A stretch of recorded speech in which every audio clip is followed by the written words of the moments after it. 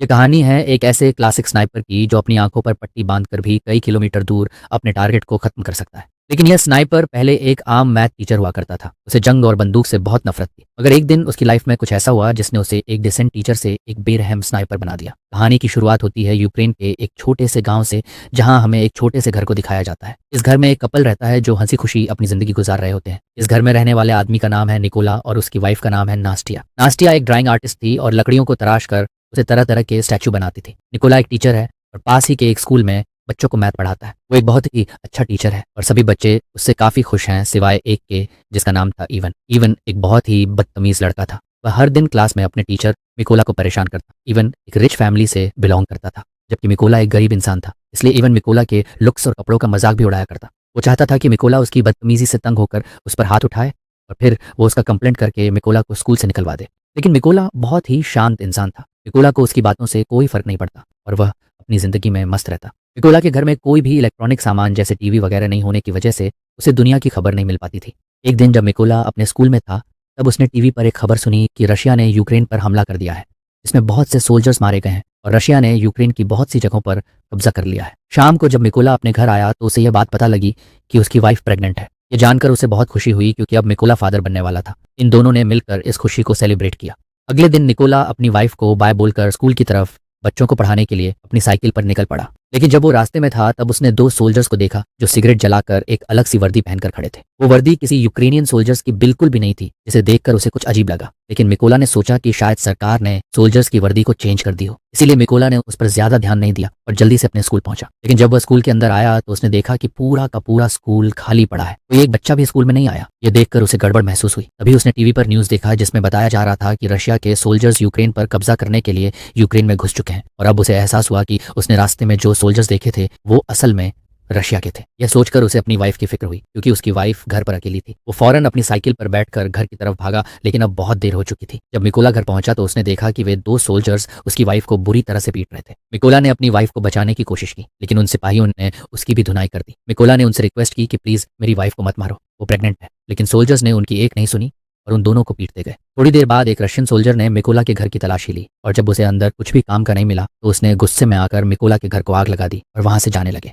अब अपने घर को जलता देख नास्तिया गुस्से से लाल हो गई और एक पत्थर उठाकर उन रशियन सोल्जर्स को मारने लगी। ये देखकर एक सिपाही ने गोली चला दी और नास्तिया की मौके पर ही मौत हो गई। निकोला अपनी वाइफ को मरता देखकर उसके पैरों तले जमीन खिसक जाती है। वो अपनी वाइफ के पास जाता है और उसे गोद में लेकर फूट फूट कर रोने लगता है। ऐसे ही कुछ घंटे बीतने के बाद दो यूक्रेनियन सोल्जर्स निकोला के पास आए। निकोला की वाइफ को मरा हुआ देखकर उन दोनों सोल्जर्स को बहुत अफसोस होता है और निकोला के कंधे पर हाथ रखकर उसे हिम्मत न हारने को कहते हैं। उसके बाद उन दो सोल्जर्स ने निकोला की वाइफ के लिए कब्र खोदना शुरू किया और एक कब्र खोदकर निकोला से कहते हैं कि तुम यहाँ पर अपनी वाइफ को दफना दो। अपनी वाइफ की मौत के बाद मिकोला पूरी तरह से टूट चुका था। अब वह बिल्कुल अकेला रह चुका था। उन रशियन सोल्जर्स ने न सिर्फ उसकी वाइफ को मार डाला, बल्कि मिकोला के आने वाले बच्चे और उसके घर को भी जला दिया। इसलिए अब वह बदले की आग में जल रहा था और उसे हर हाल में उस रशियन सोल्जर को मारना था जिसने उसकी बीवी पर गोली चलाई थी। सोल्जर से बदला लेने का एक ही रास्ता था कि वह यूक्रेनियन सोल्जर्स में शामिल हो जाए। इसीलिए वह यहीं पर उन दो सोल्जर से रिक्वेस्ट करता है कि प्लीज मुझे भी अपने साथ ले चलो, मैं भी यूक्रेन आर्मी में शामिल होना चाहता हूँ। इसके बाद वे दोनों सोल्जर्स निकोला की बात मान लेते हैं और उसे गाड़ी में बैठाकर मिलिट्री बेस ले जाते हैं। जाने से पहले निकोला अपनी वाइफ के हाथों का बनाया हुआ छोटे से स्टैचू को अपने पास रख लेता है, जो उसकी वाइफ ने इसकी रक्षा के लिए बनाया। जब ये लोग मिलिट्री बेस पहुंचते हैं तो वहां उनका सीनियर मिकोला को देखकर उन दो सोल्जर्स पर गुस्सा करने लगता है और मिकोला को फौज में भर्ती करने से मना कर देता है, क्योंकि उनके सीनियर को मिकोला पर शक होने लगता है कि कहीं मिकोला कोई जासूस ना हो। जब सीनियर ने उन दो सोल्जर्स से अच्छी तरह निकोला के बारे में जानकारी हासिल की और निकोला ने भी उसे पूरी बात बताई कि किस तरह से रशियन सोल्जर्स ने मेरी वाइफ को बेरहमी से मार दिया और मेरे घर को जला दिया, इसलिए अब मेरे पास जीने की कोई वजह नहीं है।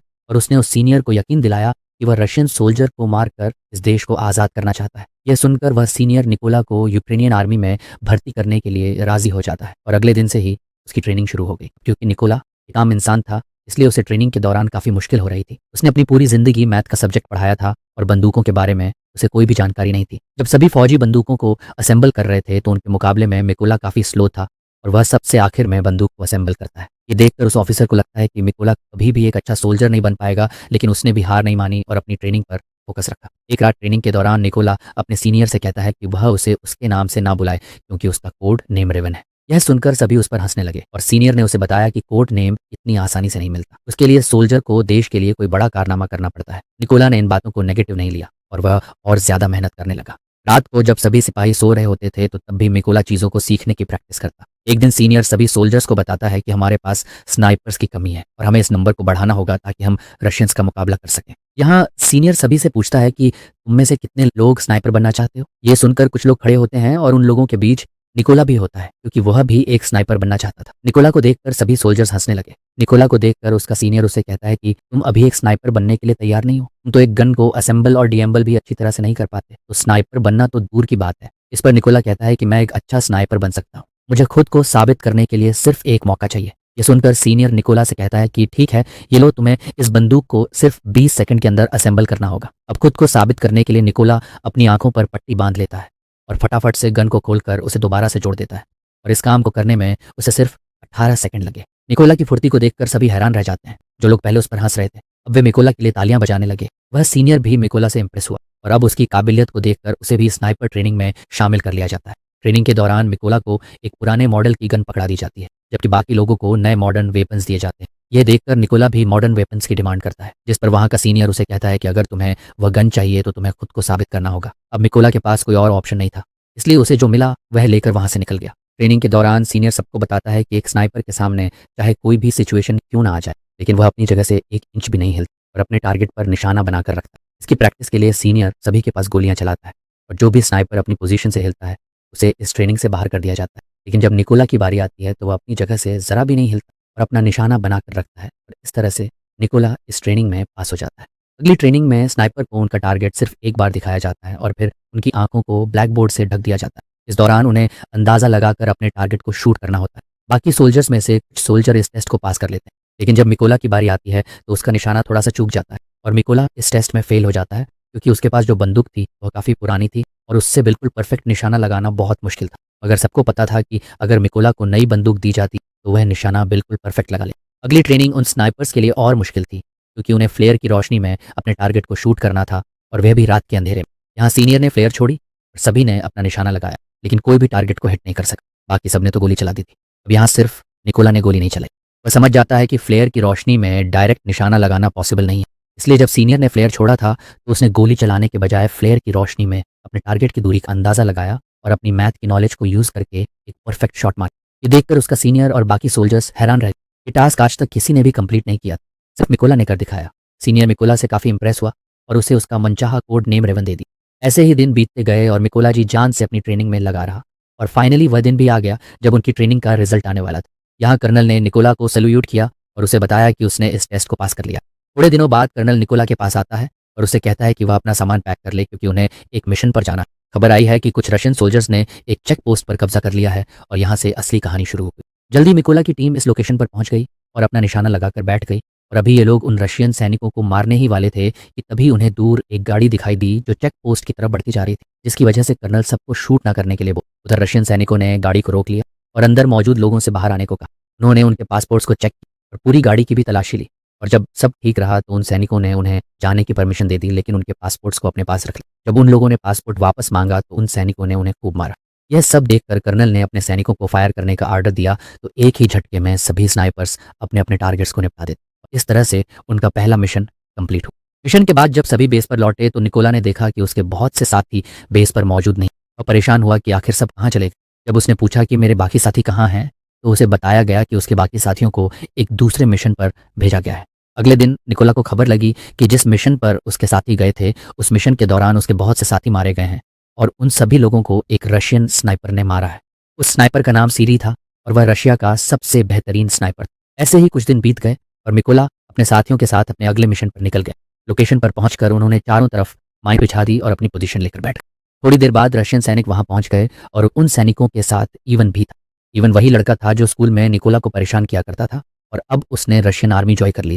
लेकिन जैसे ही कर्नल शूट करने का ऑर्डर देता है तब निकोला थोड़ा सा घबरा गया क्योंकि वह अपने स्टूडेंट को नहीं मारना चाहता। लेकिन फिर निकोला अपने जज्बात को साइड पर रखकर वहां रखे लैंड माइंस को शूट करता है तो वहां एक जोरदार धमाका होता है जिससे इवन समेत सभी रशियन सोल्जर्स मारे जाते। सब कुछ कंट्रोल होने के बाद कर्नल गुस्से में निकोला से पूछता है, जब मैंने शूट करने का ऑर्डर दिया तो तुम क्या सोच रहे थे? जिस पर निकोला जवाब देता है कि उन रशियन सोल्जर्स में मेरा एक स्टूडेंट, मैं उसे नहीं मारना चाहता। यहाँ कर्नल ने निकोला को समझाया कि उसे इवन की मौत का जरा भी दुख नहीं होना चाहिए क्योंकि यहाँ वह तुम्हारा स्टूडेंट नहीं बल्कि तुम्हारा दुश्मन था और रशियन आर्मी को ज्वाइन करना इवन का अपना फैसला था, इसलिए तुम्हें उसके लिए बुरा मानने की जरूरत नहीं। मिशन पूरा करके ये सभी अपने बेस कैंप पर लौट। कर्नल को निकोला पर पूरा भरोसा था। वो अपना ज़्यादातर वक्त निकोला के साथ बिताता। यहाँ कर्नल ने निकोला को अपनी फैमिली फ़ोटो दिखाई और उसे बताया कि उसकी फैमिली में 3 लोग। उसकी दोनों बेटियाँ इस बात से अनजान है कि उनके पिता एक सोल्जर। मैंने उन्हें बताया है कि मैं बिज़नेस करता हूँ और मेरी वाइफ ने भी आज तक मेरे बारे में बच्चों को नहीं बताया कि मैं एक सोल्जर। यहाँ निकोला ने भी कर्नल को अपनी पूरी कहानी बताई कि किस बेदर्दी से रशियन सैनिकों ने उसकी वाइफ को मारा। इस दौरान निकोला काफ़ी इमोशनल भी हो गई, लेकिन कर्नल ने उसे संभाल ली। अगली सुबह ये सभी अपने अगले मिशन पर निकल गए। ये मिशन काफ़ी इंपॉर्टेंट था क्योंकि उन्हें खबर मिली थी कि रशियन सोल्जर्स का एक उस रास्ते से गुजरने वाला। कर्नल और निकोला जल्दी से लोकेशन पर पहुंचे और अपनी पोजीशन लेकर। थोड़ी देर बाद उन्हें 2 रशियन सैनिक दिखे जो अपनी बाकी की टीम का इंतजार कर। यहाँ मिकोला ये नोटिस करता है कि उनमें से एक सैनिक वो है जिसने उसकी वाइफ को गोली मारी और वो मिकोला के ठीक निशाने। यहाँ मिकोला ने गोली चलाने की परमिशन मांगी पर कर्नल ने ऐसा करने से मना। अब निकोला गुस्से से लाल हो रहा था क्योंकि सामने खड़े सोल्जर ने उसकी वाइफ को, और उसने आर्मी को जॉय भी इसलिए किया ताकि वह अपनी वाइफ का बदला। इसलिए उसने दोबारा से फायर करने की परमिशन। और एक बार फिर कर्नल ने ऐसा करने से मना।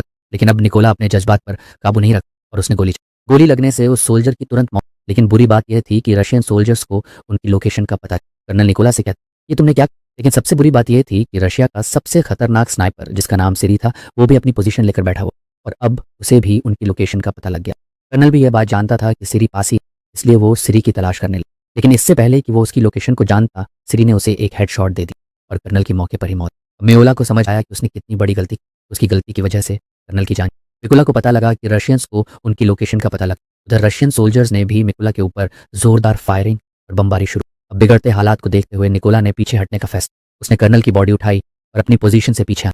जल्दी वो दुश्मनों के इलाके से बाहर आ और सीधा अपने बेस पर पहुंचा। निकोला को कर्नल की मौत का काफी और वह खुद को उसका जिम्मेदार ठहराया। यहाँ उसने कसम खाई कि वो सिरी को जान से मार देगा और कर्नल की मौत का बदला ले।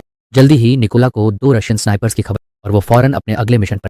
वो अपनी लोकेशन पर पहुंच और अपना निशाना लगाकर जल्द ही उसने स्नाइपर को और उस स्नाइपर को मारते दौरान एक दूसरे स्नाइपर ने निकोला को बाजू पर गोली मार। लेकिन उसने हार नहीं और जैसे तैसे करके उस दूसरे स्नाइपर को भी मार।